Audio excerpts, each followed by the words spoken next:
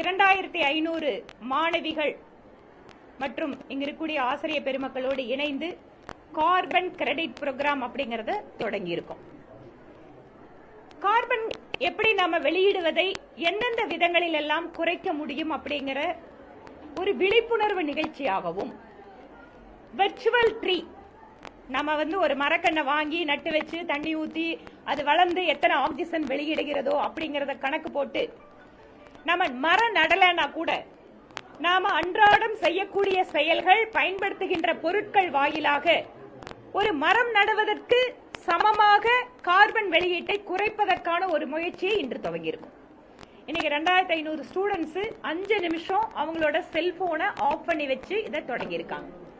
5 நிமிஷம் செல்போனை ஆஃப் பண்ணோம் அப்படின்னு சொன்னா 5 கிராம் கார்பனோட நாம நியூட்ரல் பண்றோம் அந்த வெளியிடுறத.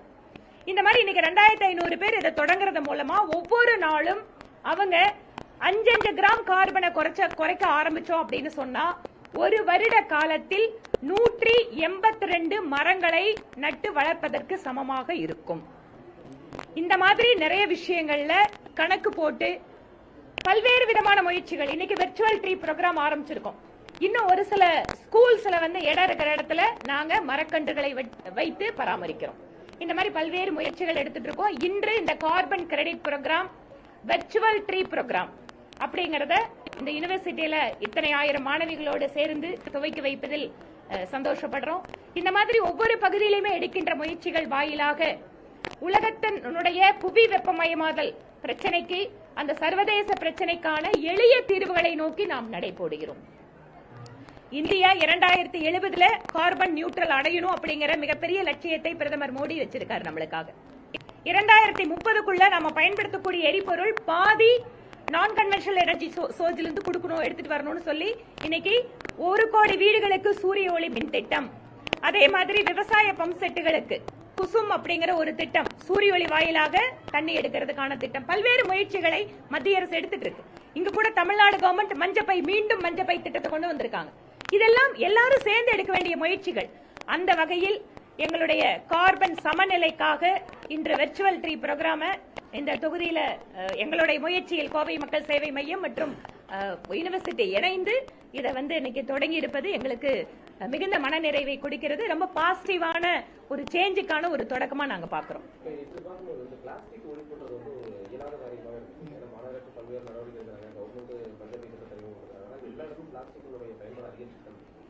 இந்த பிளாஸ்டிக்கை நம்ம 2 விதமா பிரிக்கலாம். ஒன்று மறுசுழற்சி செய்யப்பட வேண்டிய பிளாஸ்டிக். அதுல ஒரு சிலத முழுமையாக பிளாஸ்டிக்கோட பயன்பாட்டை நம்மளால தவிர்க்க முடியாது. ஏன்னா இன்னுமே நம்ம அதுக்கு ஆல்டர்னேட்டிவான நிறைய விஷயங்களை கண்டுபிடிக்க வேண்டியது. இன்னொரு பக்கம் மறுசுழற்சி செய்ய முடியாத பிளாஸ்டிக், அந்த பிளாஸ்டிக்கை நம்ம எப்படி தடுக்கிறது?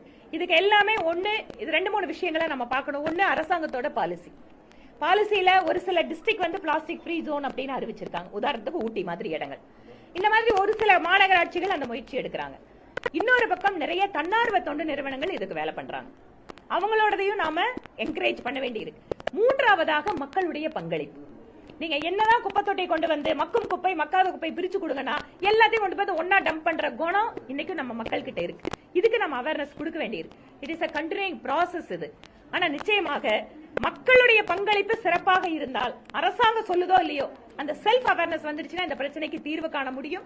ஆஸ் அன் எம்எல்ஏவும் ஆஸ் ஒரு என்ஜிஓ நடத்துறவங்க அப்படிங்கறதையும் நிறைய பேர்த்தோட இந்த மாதிரி இன்டராக்ஷனுக்கான வாய்ப்பு இருக்கிறதுனால இந்த அவேர்னஸ் நிறைய நாங்க கிரியேட் பண்றோம். எங்களால முடிச்சது இந்த மாதிரியான நிகழ்ச்சிகள் வாயிலாக, இந்த மாதிரி ஒரு முயற்சிகள் வாயிலாக இதையெல்லாம் குறைக்கிறதுக்கு முயற்சி பண்றோம்.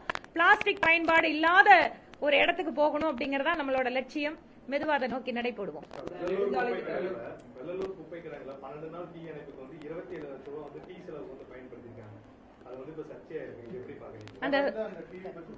ஆமா, அந்த தீ விபத்துல தொடர்ச்சியா நாங்க 1 வார காலம் அணைச்சோம் அப்படின்னு சொல்லியிருக்காங்க. 1 வாரத்துல 27 லட்சம் செலவாயிருக்கு. உணவு செலவாயிருக்கு, டீ செலவாயிருக்கு, இல்ல அவங்களுக்கு குளிர்பானம் கொடுத்துருக்கோம் அப்படிங்கிறாங்க. இது உயர்தர குளிர்பானங்கள்.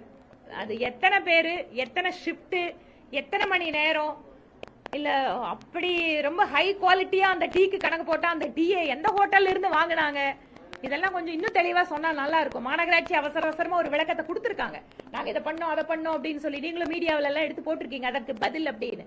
ஆனா என்ன அந்த பதில்லன்னா, அப்படி அந்த காஸ்ட்லியான டீயும் சாப்பாடும் இப்படி எல்லாம் கொடுக்குற அளவுக்கு மாநகராட்சிக்கு பெரிய மனசு இருக்கா அப்படிங்கறது ஒண்ணு. ரெண்டாவது, உண்மையாகவே அதனோட ரேட் என்ன, அது இன்னும் டீடைலா எடுத்து கொடுக்கணும். பொதுவா நாங்க இவ்வளவு தூரம் அப்படின்னா எத்தனை மேன் பவர், எத்தனை வேளை உணவு, எந்த டீயே, அதுக்கான காஸ்ட் என்ன அப்படிங்கிற பிரேக்கப் இல்ல. அந்த அந்த பதில் அப்படிங்கிறது பொதுவான பதிலா இருக்கு. அது திருப்தி இல்ல. மக்களுக்கு ஒரு சந்தேகம் அப்படின்னு வந்திருக்கு. 27 லட்சம் ரூபாய்க்கு டீ குடிச்சாங்க அப்படிங்கிற மாதிரி தான் இருக்கு. அதனால இன்னும் அதுல விளக்கம் வேணும் அப்படிங்கறத நாங்க எதிர்பார்க்கிறோம்.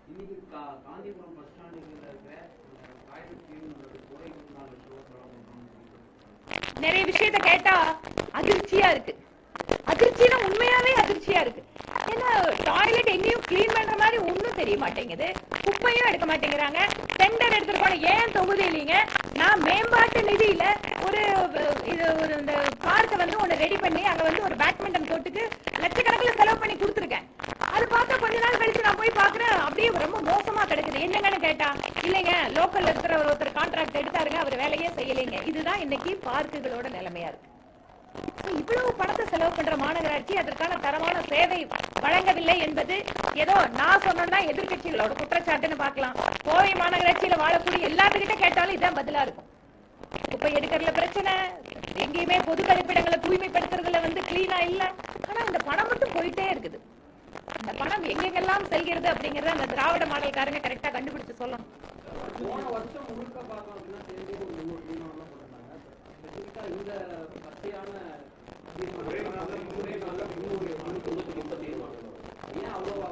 ஒருவேளை நிறைய தீர்மானங்களை பத்தின விவாதம் வேண்டாம்னு நினைச்சிருக்கலாம்.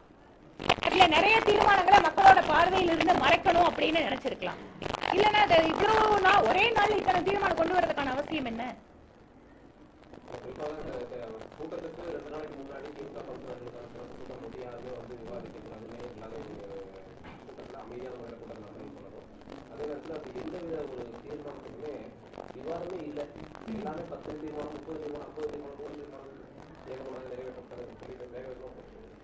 கோவை மாநகராட்சியை பொறுத்த வரைக்கும் பல்வேறு விதமான மக்களோட பிரச்சனைகள் வந்து குறைச்சா இருந்துட்டே தான் இருக்கு. நீங்களும் பாக்குறீங்க, ஒவ்வொரு முறையும் நான் சொல்லிட்டே தான் இருக்கேன். குப்பையாகட்டும், தண்ணி ஆகட்டும், ரோடு ஆகட்டும், இந்த மாதிரி நிறைய விஷயங்கள் வந்து இங்க வந்து சிறப்பான செயல்பாடு இல்ல. இந்த பிரச்சனைகளை அவங்களோட கவனத்துக்கு எடுத்துட்டு போயிட்டே தான் இருக்கும். ஆனாலும் இவங்க இப்படிதான் நடந்துட்டு இருக்காங்கன்னா இதையெல்லாம் மக்களிடம் சொல்வதுதான் எங்களுடைய ஒரே வழி. இவங்க இப்படி நடந்துக்கிறாங்க, துஷ்பிரயோகம் பண்றாங்க.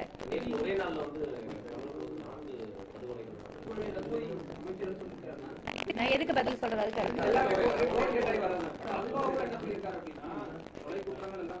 யாரு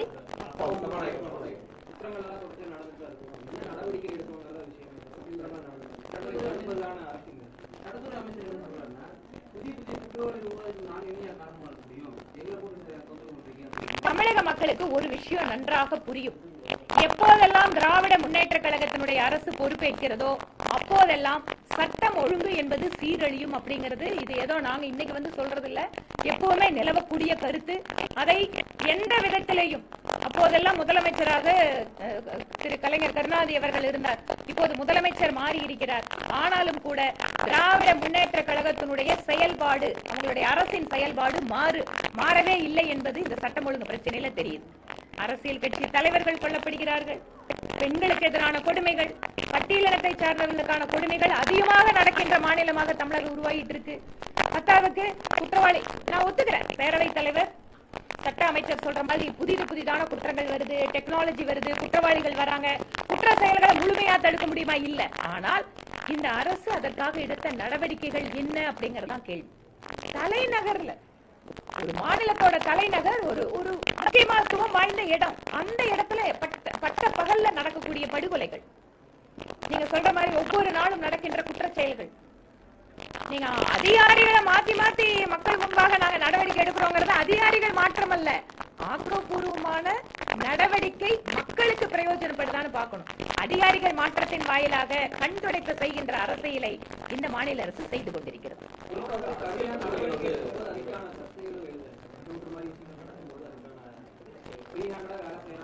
ஃப்ரீ ஹேண்ட்ங்கிறது என்கவுண்டர் இல்லைங்க. நம்மளோட சட்டத்துல ஃப்ரீ ஹேண்ட்ங்கிறது என்கவுண்டர் இல்ல.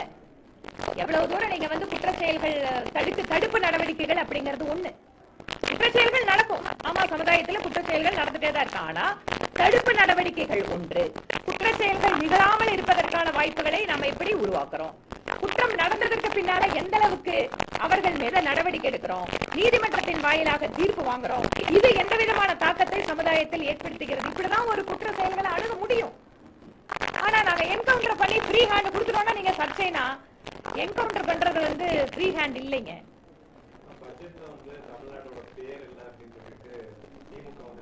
இதற்கு பல்வேறு நேரங்கள்ல எங்களோட கட்சியோட தலைவர்கள் நல்ல விளக்கமாவே பதில் சொல்லியிருக்காங்க.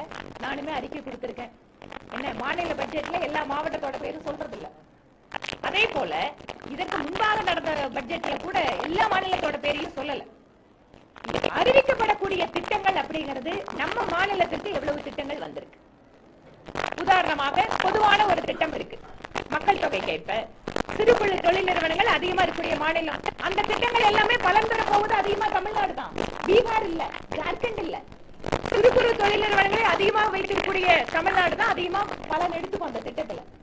அதனால அகில இந்திய அளவில் ஒரு திட்டம் சொல்லப்படுகின்ற பொழுது, கொடுக்கின்ற பொழுது அந்த மாநிலத்தினுடைய தன்மைக்கேற்ப ஒவ்வொருத்தரும் பலன் எடுத்துக்கும். அந்த விதத்துல பார்த்தா தமிழகத்திற்கு அதிகமான பலன்கள் கிடைக்குது. உள்கட்டமைப்பு வசதிகள்ல பலன் கொடுக்க போறாங்க. வேலை வாய்ப்புகள் ஸ்கில்ல நாம தான் பாருங்க அதிகமா வரப்போறோம். ஏனென்றால் இங்கதான் ஸ்கில் செட்டுக்கான வாய்ப்புகள் இருக்கு. அதிகமான காலேஜஸ் இன்ஸ்டிடியூஷன் இருக்கிறது நம்ம ஸ்டேட். நாளைக்கு இளைஞர்களுக்கான அந்த ஸ்கில் அப்படிங்கிறது அதிகமா பலன் கிடைக்க போகுது தமிழகம். இது முழுக்க முழுக்க அரசியலுங்க. இவங்களுக்கு முன்னேற்ற கழகத்துக்கு கூட்டணி கட்சிகளுக்கு ஏதாவது ஒண்ணு பிஜேபி கவர்மெண்ட் சொல்லணும். மோடி அவர்களை பத்தி திட்டினாதான் இவங்களுக்கு அரசியல் வாழ்க்கைன்னு முடிவு பண்ணி வச்சிருக்காங்க. அதனால எதுனாலும் டெய்லி இந்த பாட்டு தான் பாடுவாங்க. இவங்களோட மின்கட்டண உயர்வுல இருந்து, பத்திரப்பதிவு உயர்வுல இருந்து, நீங்க சொத்து வரி உயர்வு, பால், எந்த இடத்துல கை வைக்கல இந்த கவர்மெண்ட். எல்லா இடத்துலயும் இன்னைக்கு விலை உயர்வு. மக்கள் அவதிப்பட்டு இருக்காங்க. ரெண்டு பேரும் ஒன்னா பேசுனீங்கன்னா தேர்தலுக்கு முன்னாடி தமிழகத்துக்கு அதிக முக்கியத்துவம் கொடுத்த மத்திய அரசு, பிரதமர் மோடி இந்த பட்ஜெட்ல தமிழ்ன்ற வார்த்தையை கூட பயன்படுத்தல. வழக்கமா திருக்குறள் சொல்லுவாங்க, இப்ப இல்ல அப்படின்றது ஒரு பட்ஜெட்ல பேர் இல்ல அப்படிங்கறத மட்டும் சொல்லாம அவங்க தேர்தலோட கம்பேர் பண்ணி சொல்றாங்க. பிரியாரிட்டிஸ் பண்ணல இந்த தடவை, இப்ப மட்டும் ஏன் பட்ஜெட் டைம்ல மட்டும் ஏன் விட்டுறாங்க? அதாவது வெளி மாநிலங்களுக்கு பிரதமர் போகும்போது திருக்குறள் சொல்லுவாரு. இந்த பட்ஜெட்ல ஒரு தமிழ்ன்ற வார்த்தை இல்ல, திருக்குறளுக்கு முக்கியத்துவம் இல்ல அப்படிங்கறது எம்எஸ்எம்இல இருக்கிற எல்லா தொழில் அமைப்புகளும் என்ன சொல்றாங்கன்னா, மத்திய அரசு மாநில அரசு இப்படியே சண்டை போட்டுட்டே ஒரு இணக்கம் இல்லாம இருந்தா எங்களுடைய வளர்ச்சி எல்லாமே பாதிக்கப்படுதுங்கிறாங்க. இந்த கொஸ்டினோட சேர்த்தே கொடுக்குறேன். அதாவது தமிழ்நாடு, அப்புறம் திருக்குறள், அறநானூறு, புறநானூறு எல்லாம் கரெக்ட். தேர்தல் நேரத்தில் அதிகமா வந்தீங்க. சரிங்க, நானும் இப்ப என்ன சொல்றேன், தமிழக முதலமைச்சர் அவர்களே, நீங்கள் மாதம் ஒரு முறை பிரதமரை ஏதாவது ஒரு அரசு நிகழ்ச்சிக்கு அழையுங்கள். யார் வேண்டான்னு சொன்னாங்க? கூப்பிடுங்க. எத்தனையோ திட்டம் மத்திய அரசு கொடுக்குதுல்ல, ஒவ்வொரு திட்டத்தையும் தொடக்கி வைக்கிற கூப்பிடுங்க. இப்ப பாருங்க, ரேஷன் கடையில அரிசி கொடுக்கறோம். ரேஷன் கடையில அரிசி கொடுப்பது மத்திய அரசு. ஆனா அரிசி கொடுக்கிற திட்டத்துக்கு பிரதமர் கூப்பிடுங்க, தாராளமா வருவாரு. மத்திய அரசு அரிசி கொடுக்குது, ஏன் கூப்பிட மாட்டீங்களா? இந்த மாதிரி எத்தனையோ திட்டங்கள் எல்லாம் மத்திய அரசு கொடுக்கும் போது ஒவ்வொரு மாதமும் பிரதமரை அழையுங்கள், நிச்சயமாக அவர் வருவார் என நாங்கள் சொல்கிறோம். அதனால தேர்தல் நேரத்தில் முதலமைச்சர் ஸ்டாலின் அவர்கள் கூட எல்லா மாவட்டத்துக்கும் போனார். இப்ப வராரா? இப்ப எல்லாம் காணொலி வாயிலாக தொடர்ந்து வைக்கிறாரு. அப்ப முக்கியத்துவம் இல்லைன்னு நாங்க சொல்றோமா? இல்ல. அதனால தேர்தல் நேரத்தோட விஷயத்த மத்த ரெகுலர் நேரத்துல பண்ணிட்டு இருந்தீங்கன்னா உட்கார்ந்து எப்ப திட்டம் தீட்டுவீங்க, எப்ப பார்லிமெண்ட் நடத்துவீங்க, எப்ப அசம்பிளி நடத்துவீங்க? எலெக்ஷன் மூடிலேயே நாம எப்போ இருக்க வேண்டாம்னு சொல்லிதான் ஒரே நேரத்துல நம்ம தேர்தல் நடத்தலாம்னு பிரைம் மினிஸ்டர் சொல்றாரு. நீங்க அந்த மத்திய அரசு, மாநில அரசு சொன்னீங்க, எந்த ஒரு நிர்வாக விஷயத்திலையும் ஒருங்கிணைந்து செயல்படக்கூடிய அமைப்புகள் இருக்கும்போதுதான் அந்த வளர்ச்சி வேகமாக இருக்கும். அதுல மாற்றமே கிடையாது. ஆனா அரசியல் எது, நிர்வாகம் எதுன்னு புரிஞ்சுக்கிற தன்மை இங்க இருக்கிற ஆட்சியாளர்களுக்கு இல்லைன்னா நாங்க என்ன செய்ய முடியும்? தமிழ்நாடு புறக்கணிக்கப்படுது அப்படின்னா எல்லா மாநிலத்துக்கும் என்னென்னவெல்லாம் சட்ட திட்டங்களின்படி ஒரு வெள்ள நிவாரணமோ வறட்சி நிவாரணமோ வருமோ அந்த மாதிரி தான் தமிழ்நாட்டுக்கும் வரும். இல்ல மத்த இடத்துல நீங்க எந்த மாதிரி திட்டங்களுக்கு ஒரு மாநிலத்திற்கு என்ன என்டைட்டில்மெண்ட் இருக்கோ அதுதான் நம்மளுக்கும் வரும். அதனால இதுல அரசியல கலந்து எல்லா விஷயத்தையும் பண்ணீங்கன்னு சொன்னா நீங்க மக்கள் சொல்றது கருத்து உண்மைதான். அதனால எதுல அரசியல் இருக்கணும், எது நிர்வாக வசதி, நிர்வாகங்கிறத மத்திய அரசு ஒரு சில நேரத்துல ஃபண்ட கொடுக்கும். அந்த ஃபண்டை எடுத்துக்கொண்டு போய் மக்களுக்கு அந்த திட்டங்களா சேர்த்த வேண்டியது மாநில அரசோட பொறுப்பு. இல்ல நான் மத்திய அரசு என்ன கொடுத்தாலும் நான் எதிர்ப்பேன் அப்படின்னு சொன்னா அதுக்கப்புறம் மக்கள் கஷ்டப்பட தான் வேணும். நாம் தமிழர் சீமான் அவர்கள் வந்து கோவை நடக்கும் நிகழ்ச்சியில வந்து கட்டி இணைத்து நலம் விசாரிச்சிருந்தாங்க. இந்த நிகழ்வு எப்படி பாக்குறீங்க? சந்தோஷமா பாக்குறேன். ஏனென்றால் தமிழ்நாட்டுல எதிர்கட்சிகள் அப்படின்னாலே எதிரி கட்சிகள் மாதிரி கல்யாணம் நல்லது கெட்டது கூட போகாம இருந்த அரசியல் சூழ்நிலையில திரு சீமான் அவர்கள் திரு அண்ணாமலை பத்தி கடுமையா விமர்சனம் பண்ணியிருக்காரு. எங்களோட மாநில தலைவரும் நாம் தமிழர் கட்சியை பத்தி பேசியிருக்காரு. ஆனா ரெண்டு பேரும் பார்க்கும்போது பாக்குறதுக்கே எவ்வளவு அற்புதமா இருந்தது இல்லையா? அந்த மாதிரி அரசியலை கடந்து ஒரு நாகரிகம் அப்படின்னு பார்த்தா அது வந்து நல்ல விஷயம். அதற்கு அற்புதமா இருக்கின்றது. அப்போ வரக்கூடிய காலங்களில் வந்து சீமான் நினைத்து பயணிப்பதற்கான ஒரு வாய்ப்பு இருக்கும் அப்படின்றத நீங்க என்ன, அதாவது நான் வந்து உங்களோட ஏங்க மகிழ்ச்சினா சந்தோஷமா இருந்த சண்டை போடுறத பார்த்தா யாருக்கா சந்தோஷம் வருமா? சண்டை போட்டா ரோட்ல சண்டை போட்டா கூட நம்மளுக்கு எத்தனை கஷ்டமா இருக்கு. அதுவே சந்தோஷமா போனா எப்படி இருக்கு? அமைச்சர்களும் வந்து அருமையா பேசிட்டாங்க அப்படிங்கிறாங்க. அதெல்லாம் சொல்ல மாட்டேங்கிறாங்க பாருங்க, அதெல்லாம் சொல்ல மாட்டேங்கிறாங்க. பிஜேபி அரசியல் நாகரிகம் தெரிந்த கட்சி, அதனால எல்லாத்தையும் நாங்க அரவணைக்கிறோம். வணக்கத்தோட முடிச்சிட்டாங்க அதிமுகவுக்கு. ஆனா நாம் தமிழர் வந்து கட்டி இணைச்சிட்டாங்க. அதனாலதான் நாங்க கேட்டோம். அது நல விசாரிப்புல கொஞ்சம் பாரபட்சம் இருக்குங்கிற மாதிரி. சில சமயம் ஒரு சில நபர்களை பார்த்தா வந்து அவங்களோட நம்ம ஹேண்ட் ஷேக் பண்ணுவோம். டிபெண்ட்ஸ், அந்த நேரத்துல என்ன தோணுதோ அது கூட நடந்திருக்கலாம். எல்லாத்துக்கும் வந்து இப்படி பண்ணீங்கன்னா ஏங்க ஏன் எங்க மாநில தலைவர் இப்படி லென்ஸ் வச்சுட்டு பாப்பீங்களா?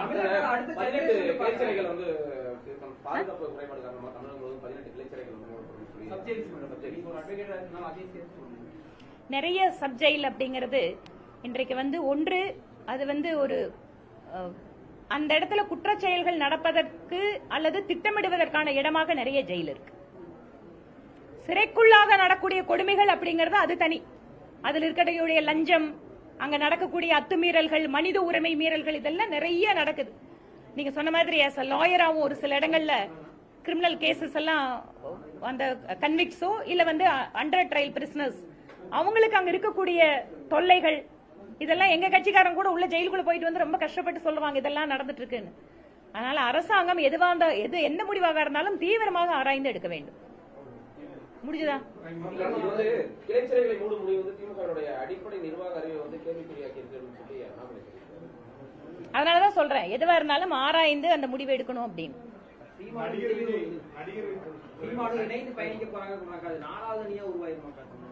அதாவது 2 அணியா, 3வது அணியா, 4வது அணியா, 5வது அணியா, இதெல்லாம் இன்னும் டைம் இருக்குதுங்க. பேச்சு போகும்போது சீமான வந்து நம்மளே கட்டி அமைச்சிருக்காரு, தள்ளியிருக்காரு. அவங்க 3 பேர் அடுத்த ஜெனரேஷன் லீடர்ஸ் போகும்போது இவங்க எல்லாம் ஒண்ணா பயணிக்க வாய்ப்பு இருக்குங்க. அதாவது எங்களை பொறுத்த வரைக்கும் எங்களோட சேர்ந்து அரவணைத்து ஒரு நாட்டுக்கு, தமிழ்நாட்டுக்கு வந்து ஒரு புதிய ஒரு அரசியலை வந்து செய்வதற்கு எங்களோட யார் வந்தாலும் நாங்க சந்தோஷப்படுவோம். இதுல கட்டி அணைப்பதன் மூலமாக ஒரு புதிய உறவு வருதா, புதிய நட்பு வருதான்னா அது வந்து அவங்க 2 பேரும் வந்து சொல்ல வேண்டிய விஷயம். அதை தாண்டி கூட எதிர்கட்சியில் இருந்து கூட நட்பு இருக்கலாம். ஆனால் பாரதிய ஜனதா கட்சியை பொறுத்தவரை எங்களோடு இணைப்பவர்களை, எங்களோடு சேர்ந்து பயணிப்பவர்களை எப்போதும் நாங்க வந்து வரவேற்போம். இந்தியாவே திரும்பி பார்க்கும் அளவுக்கு வந்து ஒரு மாநாடு நடத்தணும் அப்படின்னு சொல்லி விஜய் வந்து குறிக்கோளா இருக்கதா சொல்றாங்க.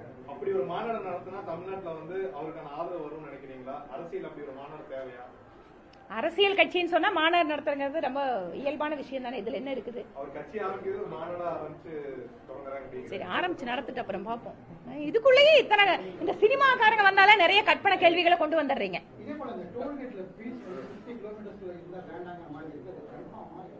நானுமே அதனோட அபிஷியலான அந்த விஷயத்தை தெரிஞ்சுட்டு சொல்றேன். எனக்கு இன்னும் அது தெரியல. ஆமா, நானுமே அதை பார்த்தேன், மீடியா சோசியல் மீடியால பார்த்தேன். நான் அதை வெரிஃபை பண்ணிட்டு உங்களுக்கு சொல்றேன். எனக்கு இந்த நேரத்துக்கு அது நான் இந்நேரத்துக்கு எனக்கு அது தெரியல, அதனோட அத்தன்டிசிட்டி எனக்கு தெரியல. ரொம்ப